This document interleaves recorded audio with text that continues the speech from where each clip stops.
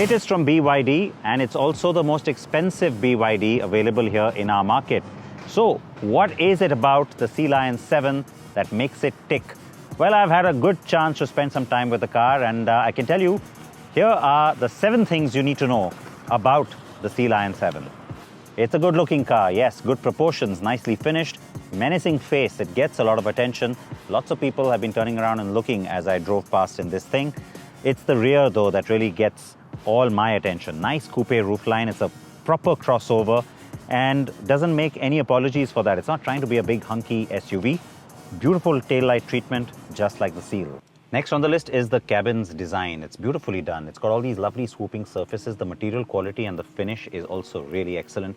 Seats, very comfortable, good legroom in the rear, nice headroom as well. That beautiful fixed glass roof that is tinted just right.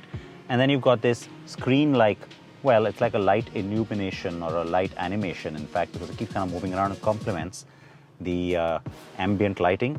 The big screen, all of that comes together very nicely. Well, that big screen brings me to all the cool tech.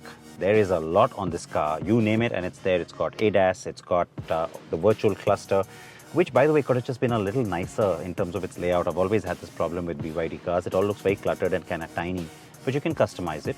And then there's that giant screen. It is great. It is very functional. It works well. It has Apple CarPlay and Android Auto, but you can't use that when it is in its portrait mode.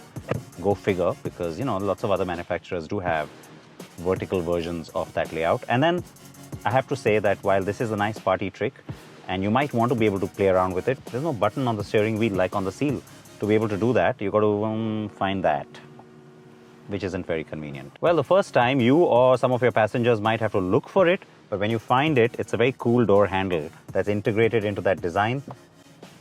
Yeah, that is nice. And even this grab handle to sort of close it, it all just works really nicely. The wireless charger, well, that's becoming common, but this one actually has a little fan that cools the device. That is very cool.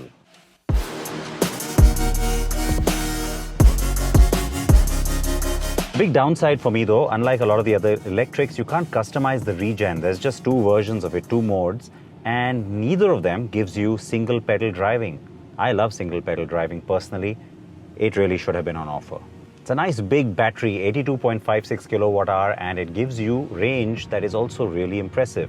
Between 540 and 570 kilometers is what the claim says, depending on the rear wheel or the all-wheel drive. That is great. The Blade battery is known to be efficient too, don't forget.